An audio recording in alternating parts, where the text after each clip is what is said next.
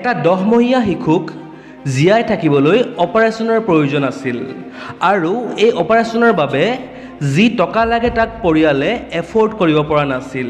সেইবাবে তেওঁলোকে Cristiano ৰনাল্ডোক request কৰিলে যে যদি আপুনি আমাক নিজৰ এযোৰ জোতা আৰু অটোগ্ৰাফৰ সৈতে এটা জাৰ্চি দান দিয়ে তেন্তে আমি সেই বস্তুবোৰ নিলাম কৰি যি টকা পাম সেই টকাৰে অপাৰেশ্যনৰ সহায়ত শিশুটিৰ জীৱন ৰক্ষা কৰিব পাৰিম। কিন্তু আপুনি জানেনে ক্ৰিষ্টিয়ানো ৰনাল্ডোই ইয়াৰ পাছত কি কৰিলে? যেতিয়া ৰনাল্ডোই এই কথা গম পালে তেওঁ লগে লগে এযোৰ জোতা আৰু অটোগ্ৰাফৰ সৈতে এটা জাৰ্চি পৰিয়ালটোক ডনেট কৰিলে। কেৱল এয়ে নহয়, লগতে তেওঁ $83,000 এটা চেকো দিলে আৰু শিশুটিৰ সম্পূৰ্ণ অপাৰেশ্যনৰ খৰচ নিজে বহন কৰিলে। বন্ধুসকল, ক্ৰিষ্টিয়ানো ৰনাল্ডোৰ এক বৃহৎ সংখ্যক অনুৰাগী থকাৰ কাৰণ এইটোৱেই যে এজন ভাল খেলুৱৈৰ লগতে সঁচাকৈ তেওঁ এক বিশাল হৃদয়ৰ গৰাকী।